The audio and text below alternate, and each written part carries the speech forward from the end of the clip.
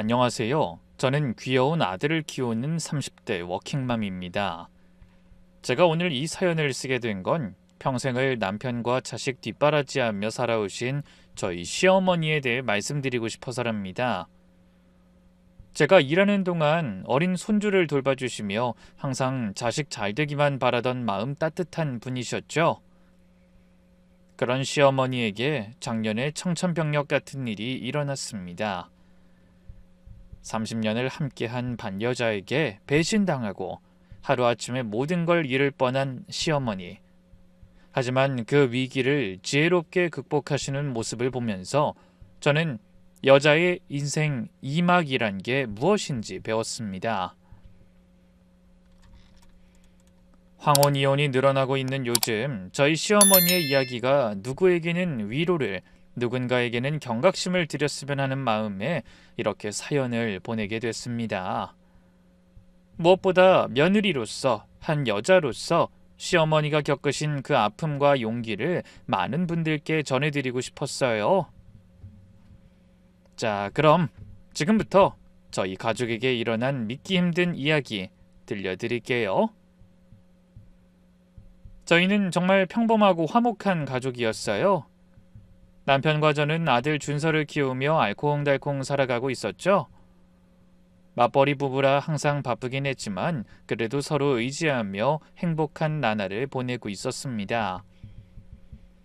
무엇보다 저희에게 큰 힘이 되어주신 분이 바로 시어머니였어요. 시어머니는 저희 집에서 차로 10분 거리에 사셨는데 아침 일찍 오셔서 손주를 돌봐주시고 저녁엔 따뜻한 밥상까지 차려주시곤 하셨죠. 애는 내가 잘 봐줄 테니까 넌 회사 일에만 집중해라. 난 여자라고 결혼하고 집에만 있어야 한다는 생각 안 한다. 우리 때야 그게 어려운 일이었지만 요즘은 여자도 다 능력 펼치고 사는 세상 아니니. 난 네가 멋지게 직장 생활하는 게 참 보기 좋고 부럽다. 라고 말씀하시는 시어머니 덕분에 저는 마음 편히 일할 수 있었어요. 친정엄마가 지방에 계셔서 자주 뵙지 못하는 저에게 그런 시어머니는 진짜 친엄마 같은 존재였습니다. 어머님과 30년 넘게 금슬좋게 사시던 시아버지는 동네에서 꽤 잘나가는 갈빗집을 운영하셨어요. 식당은 늘 손님들로 북적이었고 그 덕분에 저희 시댁은 인근에서 꽤 소문난 알부자집이었죠. 시부모님 두 분도 사이가 참 좋으셨어요. 그런 두 분을 보며 저도 남편과 저렇게 나이 들어가고 싶다고 생각했었습니다. 그래서 저는 그런 시댁의 평화와 행복이 영원할 줄만 알았어요. 하지만 얄궂은 운명이 저희를 그렇게 내버려 두지 않더군요. 결코 잊을 수 없는 하루로 기억될 그날, 저는 평소처럼 야근하고 밤 10시쯤 퇴근해서 집에 들어왔어요. 남편은 이미 아이를 재우고 거실에서 TV를 보고 있었고 저는 간단히 샤워하고 늦은 저녁을 먹으려던 참이었죠. 그때 제 휴대폰이 요란하게 울리기 시작했어요. 발신자를 보니 시어머니였습니다. 그렇게 늦은 시간에 전화하시는 건 처음이라 뭔가 불길한 예감이 들었죠. 그래서 살짝 떨리는 마음으로 전화를 받았어요. 어머니 아직 안 주무셨어요? 혹시 무슨 일... 하지만 제 말이 채 끝나기도 전에 전화기 너머로 들려온 건 시어머니의 처절한 울음소리였습니다. 예, 준서 엄마? 어머니 왜 그러세요? 무슨 일 있으세요? 어머니! 저는 놀라서 소리를 지르다시피 물었지만 시어머니는 한참을 울기만 하시다 겨우 떨리는 목소리로 말씀하셨어요. 너희 시아버지 그 나쁜 인간이 날 버리고 갔어? 저는 당시 알아들을 수 없는 말에 잠시 당황했습니다. 네? 어머니 그게 무슨 말씀이세요? 아버님이 어떻게 하셨다고요? 집을 나갔어. 다른 여자한테 가버렸다고. 나 이제 어떻게 사니? 저는 너무 놀라서 말문이 막혔어요. 옆에서 TV를 보던 남편도 뭔가 심상치 않은 걸 눈치채고 다가왔죠. 진정하세요. 지금 저희가 갈게요. 저는 전화를 끊자마자 남편에게 상황을 설명했어요. 남편도 믿기지 않는다는 표정으로 소리쳤죠. 아버지가 집을 나가셨다고? 그게 무슨 소리야? 나도 몰라. 일단 어머니한테 가보자. 준서는 어떡하지? 잠깐만 옆집에 부탁하고 가자. 우리 엄마도 평소에 그 집에 자주 봐줬잖아.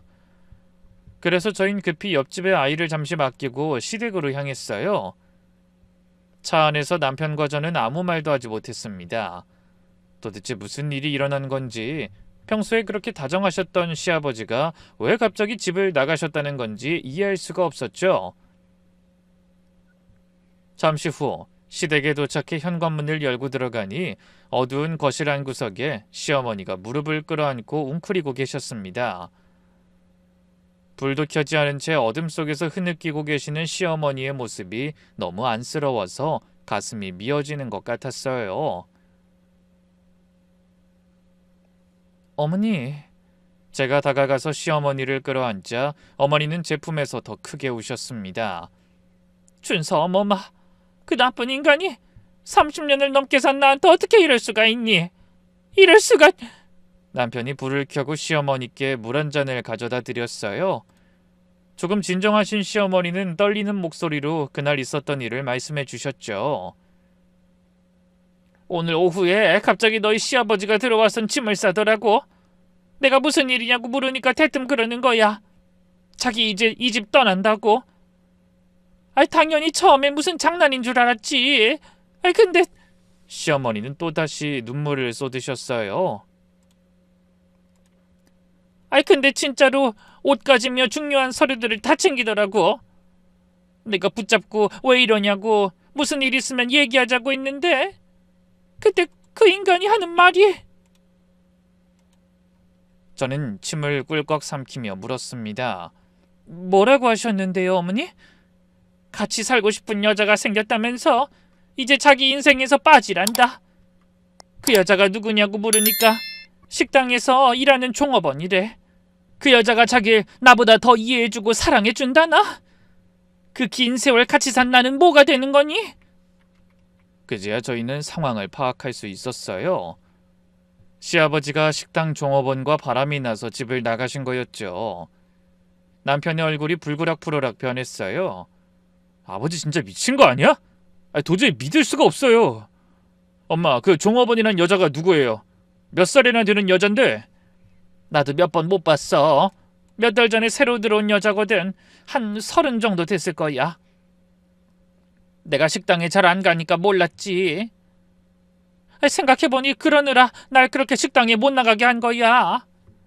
말로는 준서만 잘 키우라고, 뭐 돈은 자기가 벌 테니 식당에 신경 쓰지 말라고 하더니 내 생각해주는 척 뒤로는 젊은 종업원이랑 바람이나 피우고 어이가 없다. 30이면 시아버지보다 거의 30살이나 어린 여자였어요. 저는 너무 충격을 받아 온몸이 굳어버리는 기분이었습니다. 그래도 정신을 차리려 노력하며 물었어요. 어머니, 그래서 지금 아버님은 어디 계시는지 아세요? 몰라, 전화도 안 받아. 그 여자 집으로 갔겠지. 얘들아, 나 이제 어떻게 하면 좋니? 동네 사람들이 다 알면 어쩌지? 창피해서 어떻게 살아? 시어머니는 가족의 화목과 남들의 평판을 중시하는 분이셨어요. 동네에서 모범적인 부부로 알려져 있던 터라 그런 일이 알려지는 게 더 두려우신 것 같았죠. 그때 남편이 뭔가 생각난 듯 물었어요. 엄마, 걱정하지 마요. 내일 토요일이니까 내가 식당에 가볼게요. 아무리 여자한테 눈이 멀어도 갈비집엔 나오실 거야. 그 순간 시어머니의 얼굴이 더욱 창백해지더니 떨리는 손으로 식탁 위에 놓인 구겨진 종이를 내미시더군요. 이거 봐라. 식당을 이미 팔았다고 하더라. 그 말씀에 저는 눈을 동그랗게 뜨고 종이를 받아든 남편의 얼굴은 하얗게 변했습니다. 어머니가 건네주신 건 식당 매매 계약서였어요. 이미 한 달 전에 시아버지가 가족들 몰래 식당을 팔아버리신 겁니다. 이게 무슨... 어떻게 식당을 팔 수가 있어? 이건 엄마랑 같이 일군 식당인데 아무리 아버지 이름으로 되어 있었어도... 그러니 제정신이 아닌 거지. 내가 그 식당 자리 잡기까지 얼마나 힘들게 도와줬는데 이제 와서 뒤통수를 쳐? 갈비집 자리 잡았으니 손주나 봐주며 편하게 지내라고 인심 쓰는 척하더니 어떻게 이럴 수가 있니? 저는 시어머니가 너무 안쓰러워서 눈물이 났어요. 평생을 남편 뒷바라지하며 살았는데 정작 시어머니 명의의 재산은 하나도 없었던 모양이더군요. 갈비집이 있던 상가도 아버님 명의였고 집과 월세 받는 건물도 다 시아버지 명의라고 했어요. 어머니의 눈물을 본 남편은 주먹을 불끈 쥐며 말했습니다. 엄마, 내가 아버지 찾아서 집에 모시고 올게요.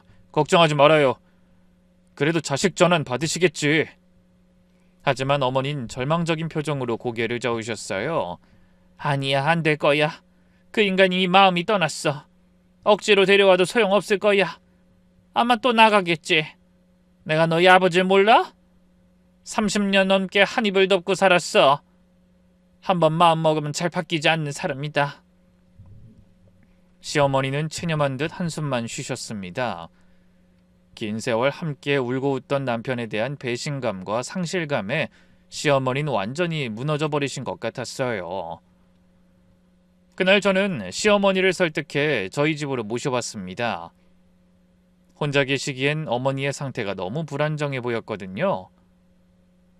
상심이 너무 크셔서 제대로 드시지도 못하고 계속 우시기만 했으니까요.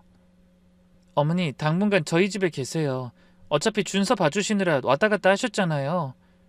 너희한테 패 끼치는 것 같아서. 어머, 무슨 말씀이세요? 어머니가 저희한테 해주신 게 얼마나 많은데요. 아버님 일 해결될 때까지 그냥 마음 편하게 계세요. 말씀은 그렇게 드렸지만 일을 어떻게 해결해야 할지 솔직히 앞이 캄캄했습니다. 그런데 아버님이 집을 나가시고 사흘째 되는 날 드디어 연락이 왔어요. 오랜 기다림 끝에 받은 연락은 고작 문자 한 통이었지만 어머니의 얼굴엔 반가운 빛이 스쳤습니다. 하지만 문자를 확인한 어머니의 얼굴엔 더욱 절망의 빛이 서리더군요.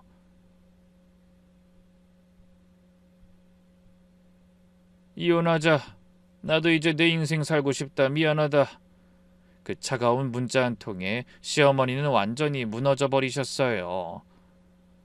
이혼이라니. 잘못한 게 누군데 뻔뻔하게. 그 긴 세월을 살아놓고 고작 문자 한 통으로 이혼하자고? 저는 시어머니를 위로했지만 분노와 배신감은 쉽게 가라앉지 않는 것 같았죠.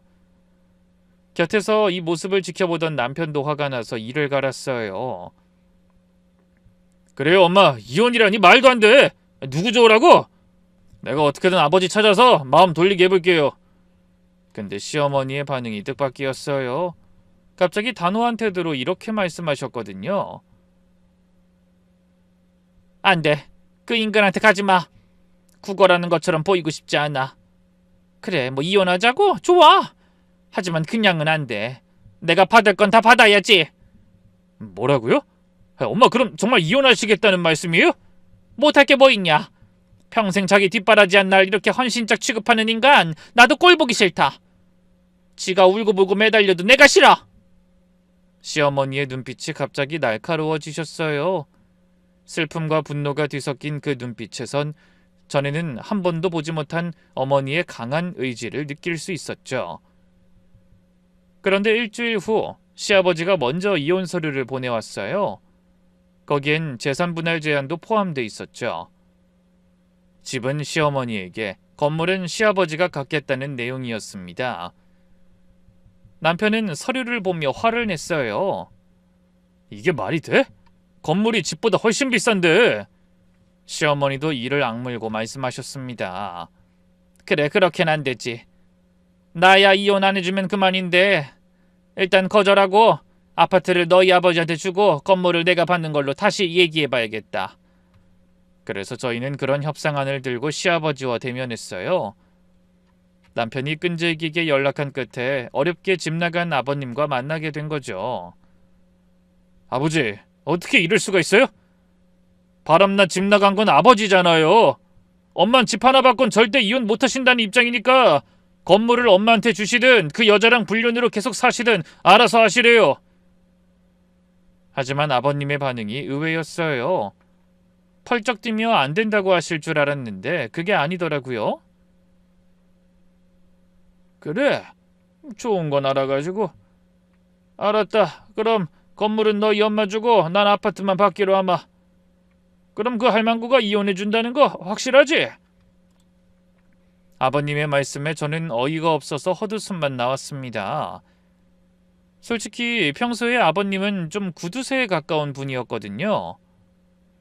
1,000원 한 장 허투루 쓰지 않는 아버님 때문에 알부자 소리 들으면서도 어머닌 좋은 옷 한 벌 마음 편히 사신 적이 없으셨어요. 그렇게 재산에 집착하던 아버님이 얼마나 이혼하고 싶으면 단박에 건물을 주겠다고 하실지 황당한 기분까지 들었습니다. 결국 얼마 후 두 분의 협의 이혼이 성사됐어요. 어차피 모든 재산이 아버님 명의로 되어 있었으니 아버님이 건물만 넘겨주시면 되는 거였죠.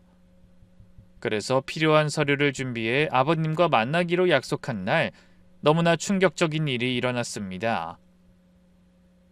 아침 대바람부터 어머님과 친하게 지내던 이웃 아주머니가 전화를 걸어 뜻밖의 말씀을 하신 겁니다. 언니, 내가 방금 부동산에 갔다가 들었는데 언니네 건물 내놨다며. 뭐? 갑자기 그게 무슨 소리야? 우리 건물을? 어머, 언니 몰랐어? 시어머니의 얼굴이 삽시간에 굳어졌습니다. 전화를 끊고 어머니가 흥분해서 말씀하셨죠. 이게 다 무슨 소리지? 그 건물은 나한테 주기로 되어 있는 거잖아. 그날 우리가 멀쩡히 너희 시아버지 이름으로 되어 있는 거 다 확인했는데. 저희는 급히 등기부등본을 확인하다 충격적인 사실을 발견했습니다. 건물의 소유주가 얼마 전에 상간녀 이름으로 바뀌어 있었던 겁니다. 이게 어떻게... 시어머니는 그 자리에서 주저앉으셨어요. 등기부등본을 든 손이 바들바들 떨렸죠. 그 인간이 이미 그 여자한테 건물을 주기로 하고 나한테 거짓말한 거구나. 어쩐지 너무 쉽게 포기한다 했다. 서류를 자세히 살펴보던 저는 소유권 이전 접수 날짜가 어머님께 건물을 넘기기로 합의한 날과 같은 날이라는 걸 확인했어요. 저희 앞에서는 어머님께 건물을 넘기겠다고 하시고 뒤로는 그 여자에게 소유권을 이전하신 겁니다. 어떻게 아들과 며느리가 있는 앞에서 한 약속을 그렇게 쉽게 깨버릴 수가 있는지 어이가 없더라고요. 안 그래도 제가 그날 남편한테 이런 말을 했었어요. 자기야, 아무리 아버님이 건물을 준다고 하셨어도 사람 일은 모르는 건데 일이 처리될 때까지 가처분이나 가압류 같은 거 신청해놔야 하는 거 아닐까? 그거 걸어두면 아버님이 함부로 건물 명의 못 바꾸신다던데. 에이, 아버지가 아무리 신용을 잃었어도 그렇게까지 하실 분은 아니야. 며칠 후에 바로 해주시기로 하셨잖아. 설마 우리 다 같이 있었는데 딴 말씀 하시겠어? 남편은 그래도 끝까지 아버님을 믿었는데 정작 아버님은 상간녀에게 눈이 멀어 자식의 믿음마저 저버리신 겁니다. 남편은 배신감에 치를 떨며 소리쳤어요. 아버지가 어떻게 이런 짓까지... 이건 사기예요. 엄마랑 우리를 다 속인 거라고요. 저도 더는 아버지한테 미련 없어요. 고소해요. 그래서 서둘러 변호사를 알아보고 남은 아파트엔 처분 금지 조치를 취하게 됐습니다. 적어도 아파트만은 그 여자한테 넘어가는 걸 막아야 하니까요. 그리고 변호사의 조언에 따라 아버님에게 항의하고 증여를 취소하라고 할 참이었죠. 하지만 아버님은 또 전화를 받지 않으셨어요. 본인이 원하던 이혼만 하고 다시 연락을 끊어버리신 겁니다. 그날 밤 시어머니는 다른 어떤 날보다 서럽게 펑펑 우셨어요.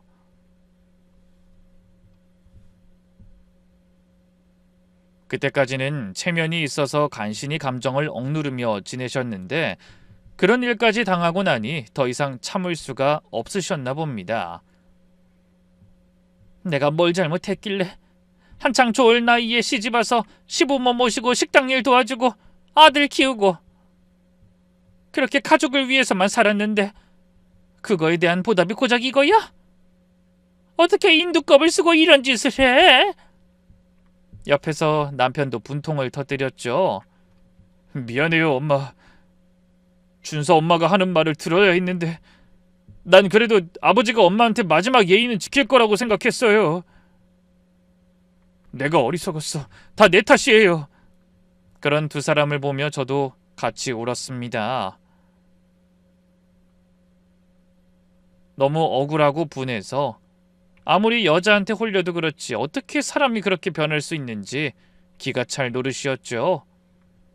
더 화가 나는 건 동네에서 시아버지와 그 상간녀를 목격했다는 제보가 들어오기 시작했다는 사실이었어요.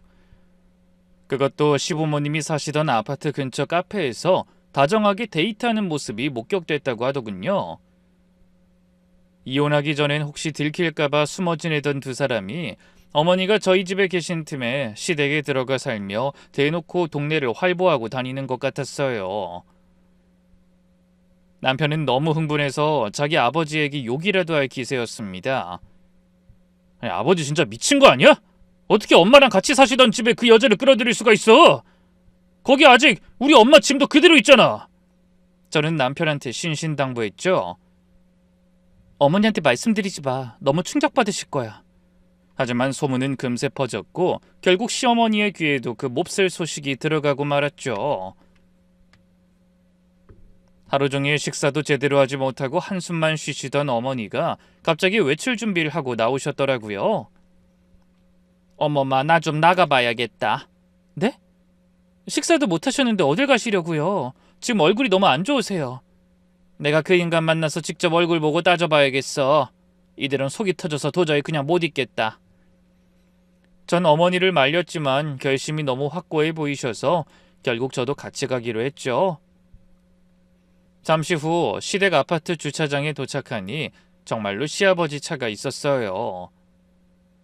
어머니와 저는 떨리는 마음을 안고 엘리베이터를 탔죠.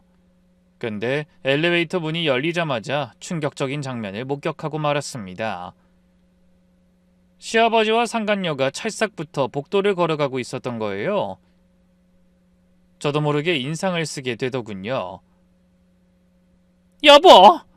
시어머니의 절규에 가까운 외침에 아버님이 흠칫 놀라서 돌아봤어요. 그 순간의 표정을 저는 잊을 수가 없을 것 같네요. 당황, 죄책감, 그리고 짜증이 뒤섞인 표정이었죠. 하지만 이내 감정을 숨기고 뻔뻔한 얼굴로 말씀하셨어요. 여긴 뭐하러 왔어? 뭐하러 왔냐고? 당신이 나한테 사기를 치고 내 건물을 이 여자한테 줬다면서 그래놓고 지금 여기가 어디라고 이러고 다니는 거야? 그때 상간녀가 끼어들어 시어머니를 위아래로 훑어보며 비웃듯이 말했어요. 아줌마, 우리 오빠가 나한테 주고 싶어서 준 건데 뭐가 문제예요?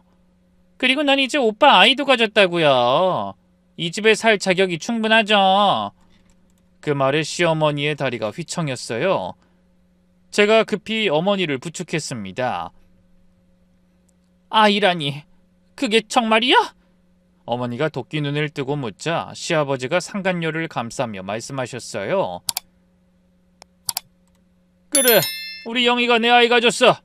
그러니까 이제 그만 포기하고 너는 너 갈 길 가란 말이야. 당신이 정말 사람이야? 환갑이 다 된 나이에 애를 또 낳는다고? 자식 보기 창피하지도 않아? 그게 뭐 어때서? 내 인생인데 왜 자식 눈치를 봐? 난 새 가정 꾸려 잘 살 거니까 신경 끄라고. 이제 어차피 서류 정리 다 하고 남남인 거 몰라? 네가 뭔데 내 인생에 이래라 저래라 참견이야? 어머닌 더 이상 말을 잇지 못하셨어요. 저도 배신감과 충격으로 온몸이 떨리는데 어머니는 오죽하실까 싶더라고요. 좋아, 신경 쓰지 않을 테니까 당장 내 건물이나 돌려줘. 당신이 사기쳤잖아. 건물이 있어야 주지. 그건 이제 우리 영희 건물이야. 내 마음대로 할 수가 없는 거라고.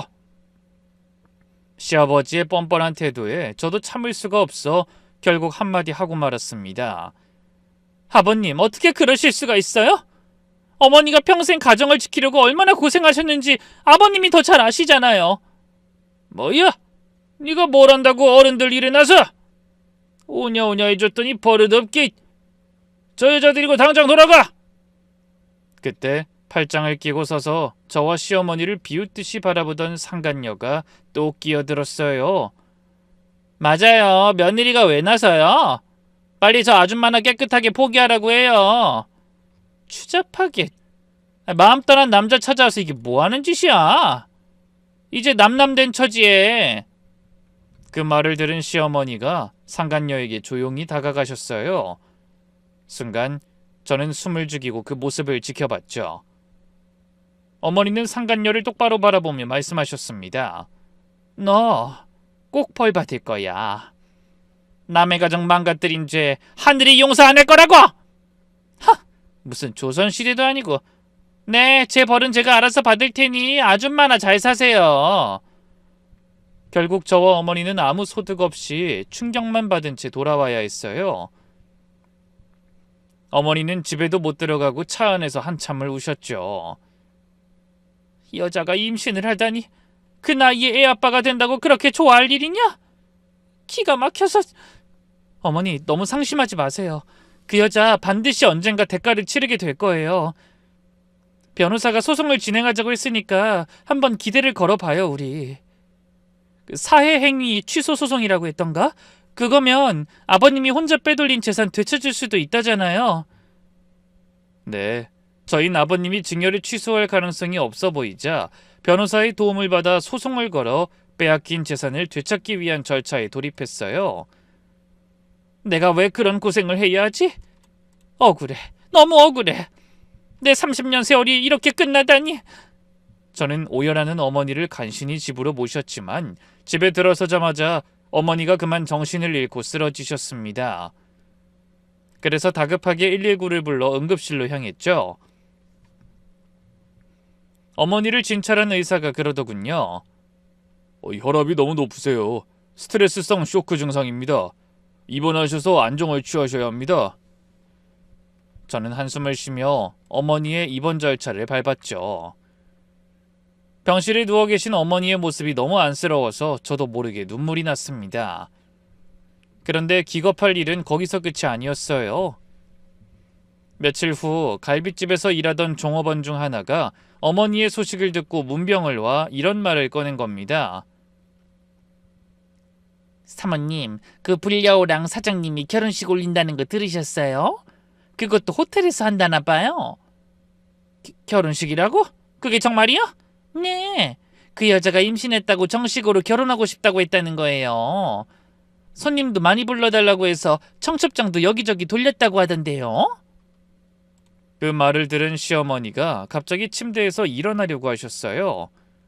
제가 황급히 말렸죠. 어머니 안 돼요. 아직 안정을 취하셔야 해요. 안정 무슨? 내가 그 꼴을 어떻게 봐? 뭐가 잘났다고 사람들을 불러 모아 결혼식까지 해? 이 영감탱이가 노망이 났나 부끄러운 줄도 모르는 거야? 어머니 진정하세요. 제가 그 일랑 먼저 좀 알아볼게요. 어머님 제발 몸부터 생각하세요. 그런 사람들 때문에 건강까지 잃으시면 너무 억울하잖아요. 제 말을 어머니가 잠시 주춤하시는 것 같았죠. 놀랄 소식을 전해준 아주머니가 나가고 나자 전 집에 가서 씻고 오겠다고 둘러대고 잠시 병원을 나왔어요. 그리고 서둘러 집으로 가서 퇴근해온 남편에게 이 사실을 말했습니다. 남편도 놀라서 손으로 머리를 감싸고 괴로워했죠. 그런데 그때 갑자기 인터폰이 울려서 화면을 확인하다 깜짝 놀랐어요. 병원에서 안정을 취하고 계셔야 할 어머니가 집으로 오신 겁니다. 저는 황급히 문을 열며 소리쳤습니다. 어머니 왜 나오셨어요? 이렇게 함부로 돌아다니시면 안 돼요. 내가 아무리 생각을 해봐도 거기 가만히 누워있을 수가 없어서 왔다. 속에서 열불이 나는 것 같아서 도저히 그냥 있을 수가 없어. 제발 나 좀 도와다오. 제가 뭘 어떻게 해드리면 되겠어요, 어머니? 나 그 결혼식에 꼭 가야겠다. 며느라, 나 좀 식장에 몰래 들여만 보내줘. 네? 어머니 그건 별로 좋은 생각이 아닌 것 같아요. 결혼식 보고 또 쓰러지시면 어쩌시려고요. 아니, 내가 그 결혼식 가서 다 망쳐놓을 거야. 30년을 같이 산 난 이렇게 충격받아 병원에 있는데 그 여자랑 결혼식을 한다고? 내가 그걸 그냥 놔두면 혈압이 아니라 심장이 터져 죽을지도 모른다. 그 말씀을 하는 시어머니의 눈에서 불꽃이 일었습니다. 그동안 본 어머니의 얼굴 중에 가장 무서운 표정이었죠. 그날 밤 저는 어머니를 다시 병원에 모셔다 드리고 남편과 긴 대화를 나눴어요. 여보, 어머니가 그렇게나 결혼식장에 가시겠다고 고집을 부리시는데 어떻게 하지? 말려야 하는 거 아닐까? 괜히 가서 더 상처만 받으실 텐데. 하지만 난 어머니 심정도 이해가 가. 나라도 그럴 것 같아. 아버님이 건물 주겠다고 사기치고 이혼하신 거잖아. 그래놓고 같이 살던 아파트에 버젓이 상간녀를 들이고 그것도 모자라 온갖 사람들 다 불러 모아 재혼이라니. 그 여자 정말 웃기지 않아? 남의 가정 파탄내고 결혼하는 주제에 뭐가 그렇게 자랑스러워서 사람들을 많이 초대하고 싶어 할까? 남편이 한숨을 쉬며 말했어요. 그 여자 진짜 수상해. 아무래도 보통 여자가 아닌 게 확실해. 내가 좀 알아봐야겠어. 며칠 후 남편은 아는 사람을 통해 상간녀에 대해 정보를 수집했어요. 그리고 저에게 충격적인 사실들을 털어놨죠. 자기야, 이거 봐. 내가 사설 탐정하는 친구 형한테 부탁해서 알아봤는데. 남편이 보여준 서류를 보고 저는 입이 떡 벌어졌어요. 여자는 이전에도 결혼과 이혼을 3번이나 반복하고 그때마다 재산 분할로 큰돈을 받았던 전력이 있었습니다. 가장 마지막에 결혼했던 남자는 인천에서 중국집 하던 사장이었는데 결혼 1년 만에 남자가 죽고 보험금과 상속으로 10억이나 되는 돈을 챙겼다는 겁니다. 그동안 그렇게 챙긴 돈이 거의 40억이 넘더라고요. 저는 놀라서 입을 떡 벌리고 남편에게 물었어요. 이게 진짜야?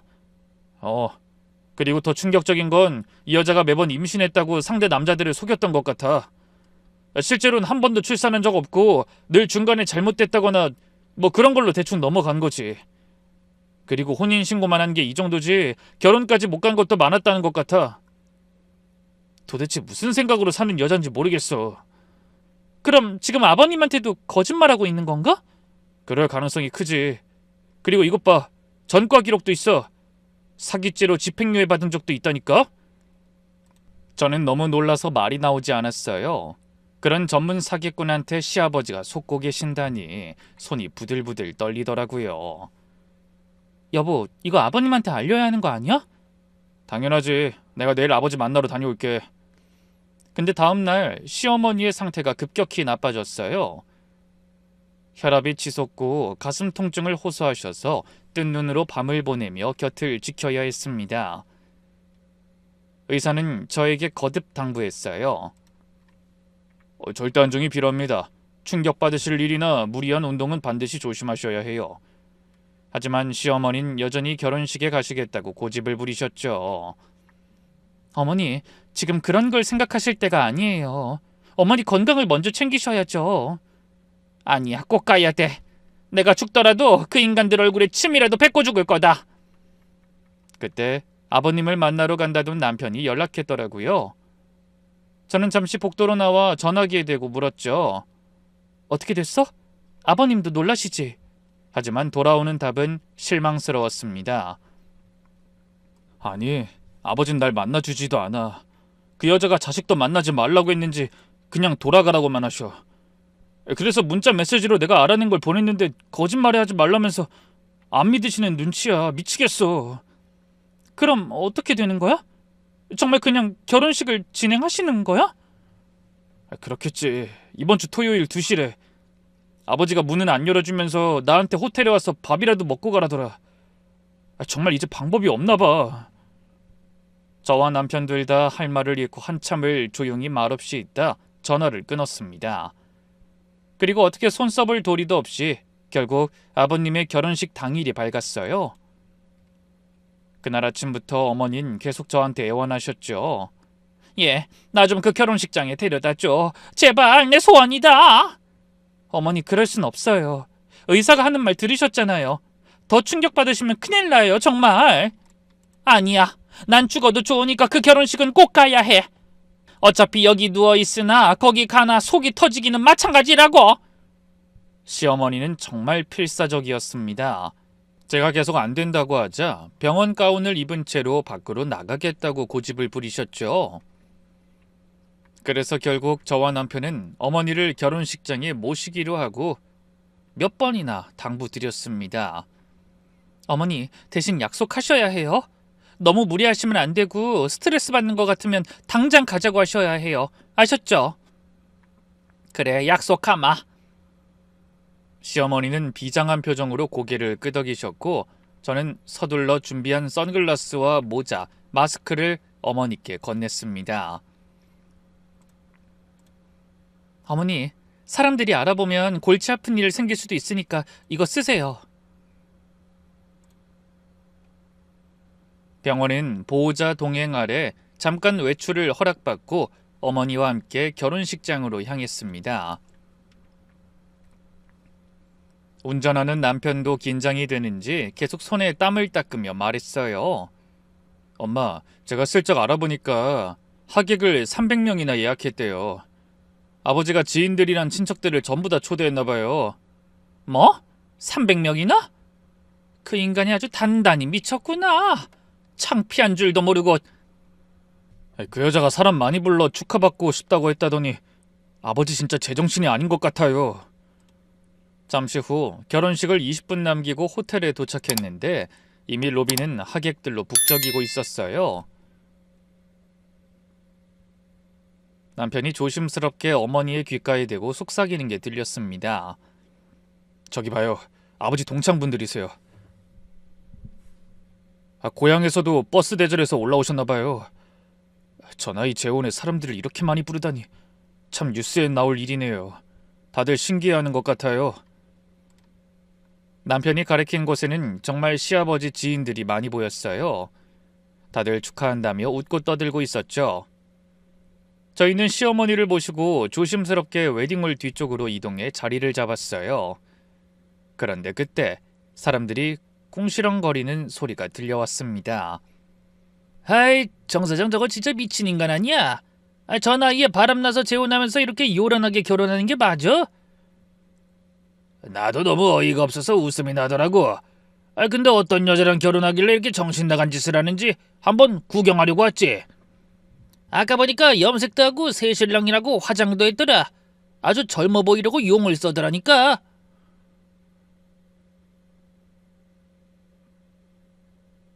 들어보니 다들 시아버지 앞에서만 축하하는 척했지 사실은 뒤에서 욕하고 비웃고 있었어요. 사람들의 구경거리가 된 줄도 모르고 시아버지는 연신 싱글벙글 인사하고 다니셨죠. 잠시 후 결혼 행진곡이 울려 퍼지고 시아버지가 당당하게 걸어 들어오셨어요. 하객들의 박수 소리가 식장에 가득 울려 퍼졌죠. 제가 꼭 붙들고 있던 시어머니의 손이 부들부들 떨리는 게 느껴졌습니다. 자, 이제 오늘의 주인공인 아름다운 신부가 입장하겠습니다. 신부, 입장! 식장 안의 모든 시선이 입구로 쏠렸어요. 근데 곧 그 자리에 있던 누구도 예상하지 못한 일이 일어났습니다. 1분이 지나도 2분이 지나도 신부가 나타나지 않는 겁니다. 3분 이상이 지나자 갑자기 하객들이 웅성거리기 시작했어요. 뭐야? 신부가 왜 안 오지? 그러게 무슨 일 있나? 사회자도 당황한 듯 우물쭈물했습니다. 잠시만 기다려주십시오. 신부의 준비가 좀 늦어지는 것 같습니다. 그때부터 시아버지의 얼굴이 점점 창백해지기 시작했습니다. 그러더니 황급히 걸어왔던 길을 되돌아가 신부 대기실로 뛰어가시더군요. 저희도 얼른 그 뒤를 따라가 봤어요. 하지만 아무리 둘러봐도 신부 대기실은 텅 비어있고 식장 어디에서도 신부의 모습은 찾을 수 없었습니다. 시아버지는 사색이 된 얼굴로 상간녀의 이름을 애타게 부르셨죠. 영희야, 영희야 어딨어? 그러다 5분쯤 지났을까요? 드디어 사람들이 술렁이기 시작했습니다. 뭐야 이거? 혹시 신부가 도망간 거 아니야? 어머머, 이게 무슨 개망신이야? 바로 그때였어요. 한 남자가 숨을 헐떡이며 뛰어들어와 큰 소리로 깜짝 놀랄 소리를 내뱉었습니다. 아이 정 사장 큰일 났어. 아이 축의금 봉투가 감쪽같이 사라졌어. 알고 보니 신랑 측 접수대에 있던 축의금 봉투가 모두 사라진 겁니다. 하객이 엄청나게 많아 금액이 꽤 클 것 같았죠. 시아버지의 얼굴에서는 핏기가 사라지고 누군가가 소리치는 게 들렸습니다. 아이 도둑이잖아. 빨리 경찰 불러. 직장은 순식간에 아수라장이 되었어요. 하객들은 혼란에 빠졌고 시아버지는 망연자실해서 그 자리에 주저앉았죠. 그때 신부 측 하객석에 있던 중년 부부가 슬금슬금 빠져나가려고 했어요. 그걸 본 시아버지가 득달같이 달려가 그들을 붙잡으며 소리쳤죠. 잠깐 어디들 가시는 겁니까? 영이 어디 있어요? 하지만 그 사람들은 기겁하며 발을 동동 굴렀어요. 저희는 아무것도 몰라요. 그냥 하루 일당 받고 일하는 아르바이트라고요. 뭐라고요? 분명히 나한테 신부 언니라고 했잖아. 그럼 당신들은 영희 친구 아니야? 하지만 다른 하객들의 반응도 마찬가지였어요. 몰라요. 저희는 빈 봉투 내고 결혼식 본 다음에 밥만 먹고 가면 된다고 했다고요. 우리만 그런 거 아니에요. 저기 저 엄마 역할하는 사람도 가짜란 말이에요. 시아버지는 경악했습니다. 신부 측 하객으로 온 가족과 부모조차 모두 가짜였던 겁니다. 결혼식을 뒤엎을 생각으로 이를 갈던 시어머니는 어이가 없는 표정으로 멍하니 그 모습을 구경하셨죠. 바로 그 순간이었어요. 식장 입구에서 요란한 소리가 들려왔습니다. 이거 놔! 진짜 왜 이러는 거야? 식장 안에 모두가 돌아봤을 때 경찰 2명이 드레스 입은 상간녀를 양쪽에서 붙잡고 들어오고 있었어요. 상간녀의 머리는 엉망으로 헝클어져 있고 화장도 다 번져 있었죠. 그리고 그 뒤로 수갑을 찬 젊은 남자가 한 명 더 붙잡혀서 왔어요. 그 모습을 본 시아버지가 얼른 달려가 자기 신부를 향해 소리쳤죠. 영희야, 이게 무슨 일이야? 왜 이러고 있어? 그때 경찰이 놀라운 말을 꺼냈습니다.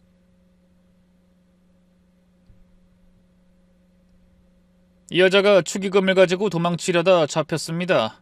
저희가 신고를 받고 미리 잠복하고 있다가 공범과 함께 축의금 가방을 들고 주차장으로 가는 걸 현행범으로 체포했습니다. 그 자리에 있던 모든 사람이 놀라서 입을 떡 벌렸고 저희 시어머니도 손으로 입을 틀어막으셨죠. 시아버지는 비틀거리며 상간녀에게 다가가더니 팔을 붙들고 애원하듯 물었어요. 영희야, 이게 무슨 일이야? 아니지? 이 사람들이 오해한 거지? 우리 오늘 결혼하는데 왜 네가 축의금을 들고 도망을 쳐? 아니라고 말해, 어서! 하지만 도망치다 딱 걸려버린 상간녀는 변명해봐야 소용없다는 걸 알았는지 차갑게 웃으며 말했습니다. 결혼? 웃기고 있네. 누가 당신 같은 늙은이랑 진짜 결혼을 해? 돈이나 빼먹으면 그만이지. 에이, 오늘로 이 지긋지긋한 짓거리도 끝이었는데 하필. 뭐라고? 그럼 아이는? 우리 아이는 어떻게 하고? 애는 무슨, 노인네 주제 욕심도 많다. 내가 미쳤어? 당신 같은 애를 갖게? 소름 돋는 소리 하지 마. 그때 저희 남편이 앞으로 나서며 말했습니다. 아버지, 정신 차려요. 저 뒤에 있는 남자가 누군지 알아요? 이 여자랑 3년째 동거하고 있는 남자예요. 아버진 그냥 저 두 사람 배불러주는 호구였을 뿐이라고요. 시아버지는 온몸을 떨면서 그 자리에 무릎을 꿇었어요. 아니야, 이건 거짓말이야. 영희야, 이게 어떻게 된 일이야? 저 남자가 혹시 너 협박했어? 그래서 어쩔 수 없이... 그런 시아버지를 향해 이번엔 제가 이를 갈며 말했습니다. 아버님, 제발 정신 차리세요. 저 여잔 아버님 돈이 좋았을 뿐이에요. 건물 증여받고 축의금까지 챙겨서 도망치려 한 거라고요. 그래서 하객을 잔뜩 부르라고 한 거예요. 한 푼이라도 더 챙겨서 도망치려고. 제가 경찰 안 불렀으면 저 축의금도 다 털렸다고요. 당신 입이 있으면 아니라고 말해봐. 그러자 조용히 있던 상간녀가 저에게 눈을 부라리며 말했어요. 오호라, 당신이 신고했구나. 어쩐지 경찰이 어떻게 알고 잠복했나 했더니 안 그래도 아파트 못 팔게 해놔서 짜증났는데 축의금도 못 가져가게 경찰에 신고까지 해? 다 된 밥에 코를 빠뜨려도 정도가 있어야지. 당신 왜 남의 일에 참견이야? 남의 일이라니? 우리 시부모님 일이고 내 가족의 일이야. 그러고는 가방을 열어 준비해온 서류를 꺼냈습니다. 아버님 잘 들으세요. 저 여자 최영희의 진짜 정체 말씀드릴게요. 아버님은 눈물이 그렁그렁한 눈으로 저를 바라보셨어요. 저 여자 사업하는 50대 이상 남자들한테 접근해서 받을 수 있는 거 다 받고 이혼해서 재산 분할이랑 위자료 챙긴 게 그전에도 3번이나 돼요. 그중 한 남자는 의문사까지 했더군요. 그럴 때마다 전부 임신했다고 거짓말하고 가정을 파탄냈어요. 그 말을 듣던 하객들이 놀라움에 한꺼번에 조용해졌습니다. 저는 계속 말을 이어갔어요. 그러다 몇 번 덜미를 잡혀서 사기죄로 처벌받은 전과도 있다고요.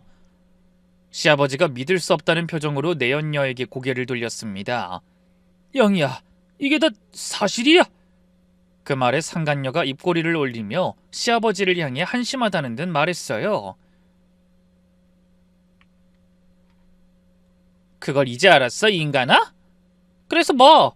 당신도 늙은 마누라 대신 젊은 나랑 연애하면서 재미 봤으면 서로 좋은 거 아니야? 부인 몰래 재산 빼돌려서 나한테 준 것도 당신이지. 내가 강요한 건 아니잖아. 여자의 말에 시아버지는 아무 말도 못한 채 고개를 떨구고 바닥만 바라보셨습니다. 그 모습을 지켜보던 경찰이 상간녀와 공범 남자를 끌고 가며 말했어요.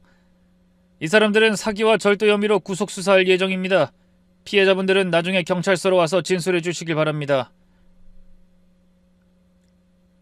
상간녀가 끌려가는 걸 보면서 아버님은 대성통곡하셨고 식장은 완전히 초상집 분위기가 되었죠.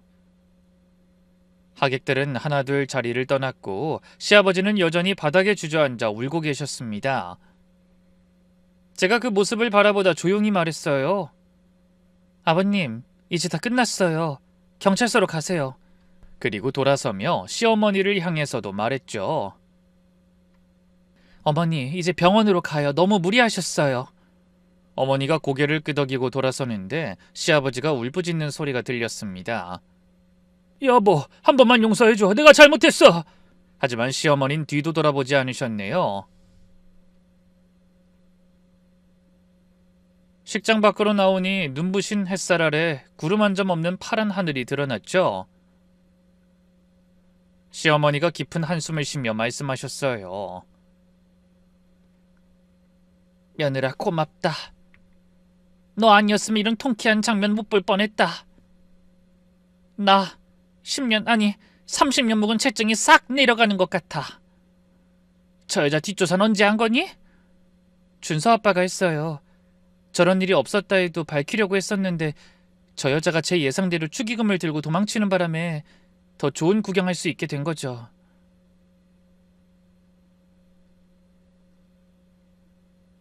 정말 고맙다 얘들아. 내가 저 인간이랑 30년을 헛산 건 아니로구나. 준서범을 낳고 너 같은 좋은 며느리를 맡게 됐으니 어머니가 잘 견뎌주셔서 가능했던 거예요. 저와 어머니는 손을 맞잡았고 남편이 그 모습을 뿌듯한 얼굴로 바라봤죠. 그런 소동이 있고 얼마 후 어머니는 건강을 급속도로 회복해 퇴원하셨고 상간녀와 그 동거남은 사기와 절도 혐의로 구속되어 철창신세를 지게 됐습니다. 아버님은 사람들의 조롱과 멸시로 밖에 나오지도 못하고 집안에만 숨어 계신다고 하더군요. 다행히 모든 일이 순리대로 잘 풀려 건물징여도 무효 판결이 났죠. 근데 며칠 후 뜻밖에도 시아버지가 저희 집으로 찾아오셨어요. 몰골이 어찌나 초췌하신지 갑자기 10년은 늙어버리신 것 같더군요. 아버님은 거실 바닥에 무릎을 꿇고 시어머니 앞에 용서를 구하셨습니다. 여보 미안해. 내가 정말 미쳤었어. 나 좀 용서해 줄 수 없어? 하지만 어머님은 냉정한 얼굴로 시아버지를 내려다보셨어요. 용서? 우리 지난 세월을 다 모른 척하고 사기꾼한테 넘어간 당신을 용서하라고? 내가 정말 잘못했어. 다시 한번 기회를 주면... 시아버지는 눈물을 흘리며 계속 사과하셨어요. 그 모습이 너무 비참해서 곁에서 지켜보는 저도 마음이 불편했죠. 헌데 한참을 말없이 아버님을 바라보던 시어머니가 예상 밖의 말씀을 꺼내셨습니다. 그래요. 30년 정이 있으니 내가 딱 한 번만 용서해 줄게. 그 말씀에 시아버지의 얼굴에 화색이 돌았습니다. 정말? 그게 정말이야? 여보 고마워. 내가 정말 잘할게. 근데 대신 조건이 있어. 조건? 말만 해. 뭐든지 할게. 뭐든지. 그러자 시어머니가 서류 뭉치를 내밀었어요. 모든 재산을 다 내 명의로 이전해줘요. 집, 건물, 예금, 주식 전부. 당신이 또 언제 여자한테 눈이 돌아서 딴짓할지 모르잖아. 시아버지는 잠시 망설였지만 이내 고개를 끄덕이셨어요. 그래 얼른 해줄게. 대신 혼인신고는 다시 할 거지? 당연하지. 하지만 당신이 명의를 바꿔주고 나서 할 거야. 지난번 이혼할 때 당신이 내 뒤통수 친 거 기억하지? 이번엔 절대 먼저 해주지 않을 거니까 당신이 먼저 해. 그래 걱정하지 마. 내가 다른 사람은 다 못 믿어도 당신은 믿지. 그래서 시아버진 변호사 사무실에 찾아가 모든 명의 이전 서류에 도장을 찍으셨어요. 그래서 집도 건물도 예금도 모두 시어머니 명의가 되었습니다. 전 그런 어머니를 흐뭇하게 바라보며 물었어요. 어머니, 이제 마음이 좀 편하세요? 그럼 그 인간이 또 딴 여자한테 넘어가도 더는 퍼줄 게 없으니 얼마나 다행이니. 근데 혼인신고는 언제 하실 거예요? 하지만 어머니는 대답하지 않고 빙그레 미소만 지으셨어요. 그런데 며칠 후 이상한 일이 일어났습니다. 시어머니가 갑자기 짐을 싸기 시작하시는 거예요. 어머니 어디 가시게요? 다시 집으로 들어가시게요? 그런 제 말에 어머니가 고개를 가로저으며 말씀하셨어요. 아니, 사실 나 갈 곳이 생겼단다. 갈 곳이요? 집으로 가시는 거 아니에요?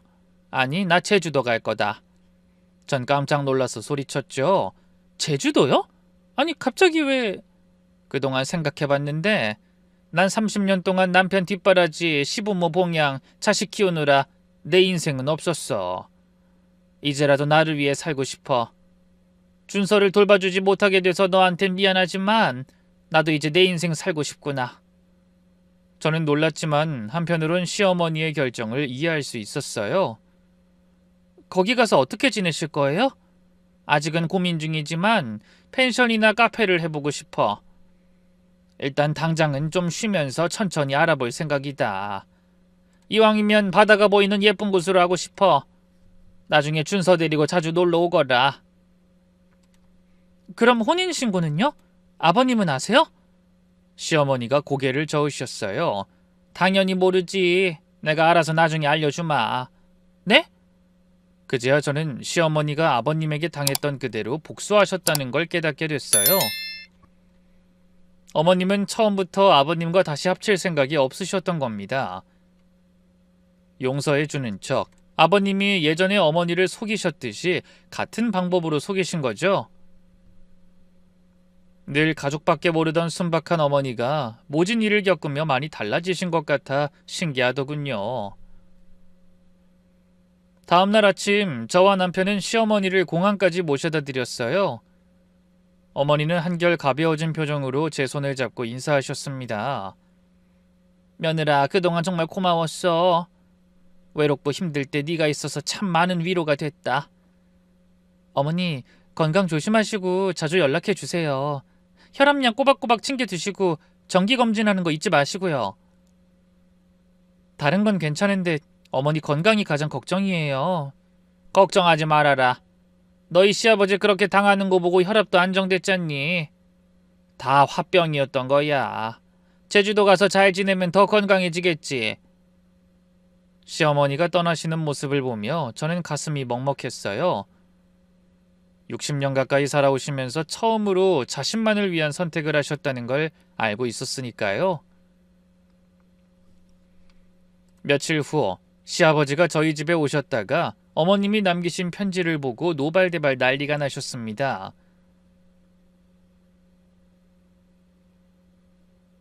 편지 내용은 이랬어요.